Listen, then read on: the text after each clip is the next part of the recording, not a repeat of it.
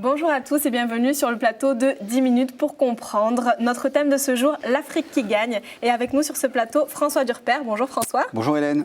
Alors vous êtes docteur, agrégé en histoire, vous enseignez à l'université de Cergy-Pontoise et peu de gens le savent, mais vous êtes impliqué dans une association qui s'appelle Terre d'école et qui justement travaille sur le continent africain. Dans les médias, on nous dépeint souvent ce continent sous un angle de misère, de guerre, d'épidémie. Aujourd'hui, vous avez voulu nous parler de cette Afrique qui gagne. Selon vous, est-ce qu'il est possible de voir les choses différemment ? Oui, bien sûr. Alors, il y a un livre qui date du début des années 60 de René Dumont qui s'appelait « L'Afrique noire est mal partie ».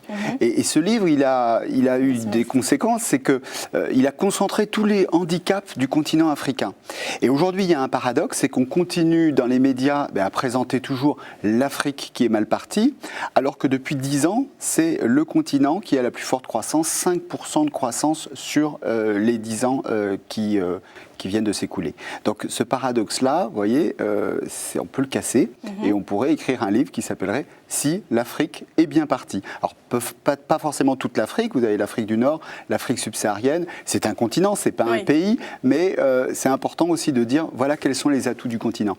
Justement, quels sont les atouts, j'allais vous demander. Alors, il y a un atout qui est spectaculaire, c'est que tous les pays d'Afrique vont voir leur population doubler en 2060, vous allez avoir un chiffre qui est particulièrement important, c'est que 74% de la population sera active. Vous savez, le rapport entre actif et passif, c'est-à-dire que c'est une société jeune et vous aurez 74% des gens qui vont travailler par rapport aux inactifs. Donc, qu'est-ce que ça veut dire ? Ça veut dire que quand vous avez autant de gens qui travaillent, c'est un facteur de dynamisme qui est considérable.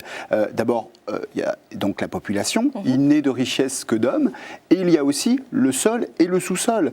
L'Afrique, c'est la moitié des terres arables de la planète, la moitié des terres arables de la planète. Et le sous-sol, c'est 30% des richesses du sous-sol mondial qui est en Afrique, 40% des réserves d'or, 74%, j'ai fait une liste, je ne vais pas vous donner tout, 80% du chrome, 85% du platine.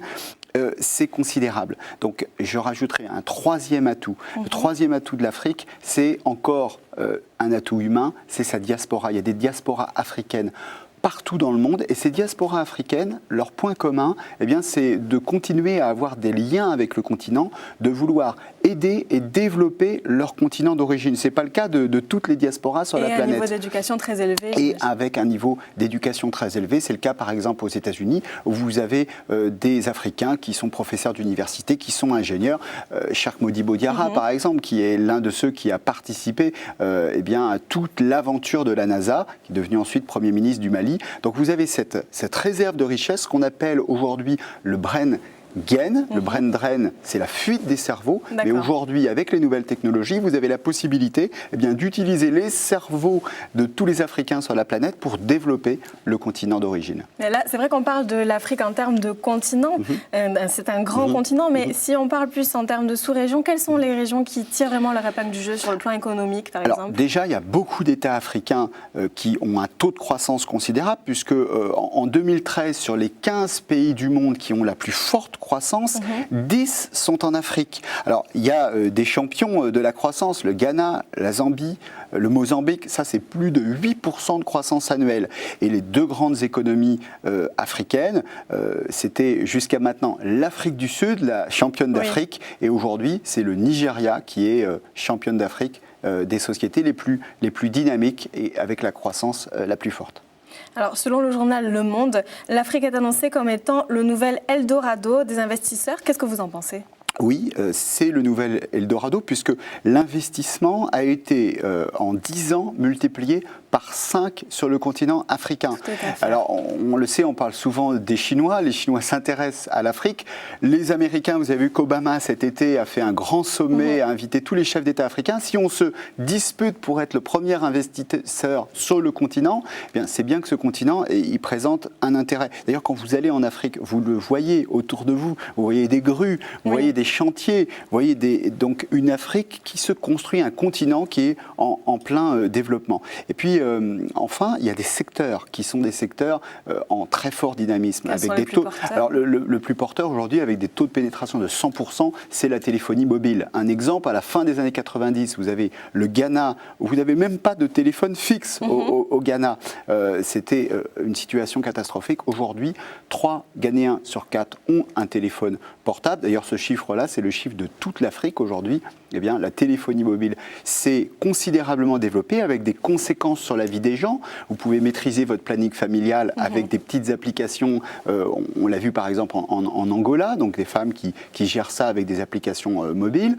Vous avez aussi le fait de pouvoir payer le paiement mobile dans des endroits où il n'y a pas de banque. Donc ça révolutionne la vie des gens. Donc c'est une Afrique qui va utiliser ces nouveaux moyens pour faire sa révolution économique. D'accord, on parle d'investissement, beaucoup d'investissements. Est-ce qu'ils sont vraiment faits au profit des populations ? Est-ce que leur niveau de vie en bénéficie vraiment ? Alors ça, c'est la grande question. Croissance, ça ne veut pas dire forcément, développement. Ça peut être une croissance pour les entreprises, en particulier les compagnies étrangères, sans que la population, sans qu'il y ait une éducation pour tous, sans qu'il y ait santé pour tous, sans qu'il y ait des infrastructures pour tous. Donc ça, c'est la grande question. On peut avoir une Afrique riche avec des Africains pauvres. Je vous donne un chiffre qui est c'est assez étonnant, mais c'est 100 000 Africains détiennent 60% du PIB du continent. Donc vous voyez, c'est aussi le continent où les inégalités sont les plus grandes et c'est le grand enjeu si on veut que l'Afrique soit non seulement riche, mais que les Africains aussi soient riches, eh bien, il faut régler ce problème d'inégalité. Et pour régler ce problème d'inégalité, quel rôle peuvent avoir les dirigeants des pays africains ? Alors, je ne dirais pas forcément les dirigeants, les sociétés africaines, parce qu'il faut que les sociétés, évidemment, prennent en main cela, et les dirigeants doivent être l'émanation des sociétés. Quand on regarde les plans de développement de la plupart des pays d'Afrique, on constate une dispersion dans plein de domaines. On veut tout développer, c'est logique. Mais en fait, il faudrait vraiment recentrer sur 2 choses. La première chose, c'est l'éducation. Pourquoi l'éducation ? Quand il y a des sociétés où la moitié de la population a moins de 18 ans, on comprend que l'enjeu, ça soit un enjeu éducatif. Quand vous êtes président du Sénégal et qu'il y a des choses qui vont mal au Sénégal aujourd'hui, vous savez que si vous investissez dans l'éducation, eh bien le Sénégal en 2024, en 2025 ou en 2030 ira beaucoup mieux. Donc l'éducation, c'est toujours un investissement qui est porteur. Puis la deuxième chose, c'est l'agriculture. L'agriculture, il y a quand même un chiffre que j'ai noté, que j'ai trouvé particulièrement indicatif.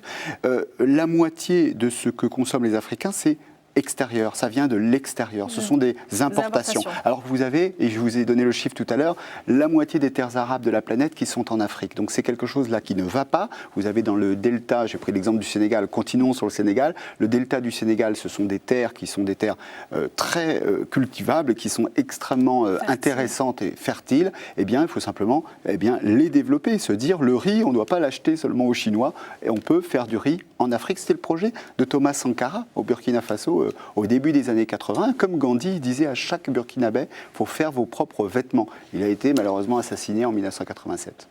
D'accord. Pour finir, selon vous, quelle est la place de l'Afrique dans l'économie mondiale et quelles sont vos prévisions ? Alors la prévision, c'est pas ma prévision, c'est la prévision des économistes. En 2050, l'Afrique, ça sera 12% de la richesse mondiale. L'Europe, notre continent, l'Europe, 7% de la richesse du monde. Ça veut dire quoi ? Parce qu'en 2050, l'Afrique sera plus riche que l'Europe.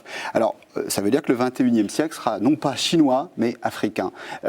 On a beaucoup parlé d'économie, il faut aussi un tout petit peu parler de culture, parler de politique. La culture, l'Afrique déjà a africanisé le monde, pensez du cubisme jusqu'aux musiques d'aujourd'hui populaires, eh bien la racine, elle est africaine.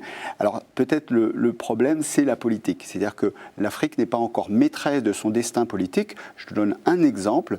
Au Conseil de sécurité de l'ONU, eh bien, l'Afrique est le seul continent à ne pas avoir d'États qui ont un droit de veto. Donc ça, c'est la prochaine frontière, c'est que les Africains disent, les chefs d'État, là pour le coup, on veut un siège permanent au Conseil de sécurité de l'ONU, alors soit pour le Maroc, soit pour l'Afrique du Sud, soit pour le Nigeria. Ce qui sera encore plus intéressant, c'est de proposer un siège pour l'Union africaine, par exemple, donc d'avoir une représentation beaucoup plus importante du continent. D'accord. Eh bien, merci beaucoup François pour ce décryptage qui, je pense, va bousculer les idées reçues. Merci à vous de nous avoir suivis.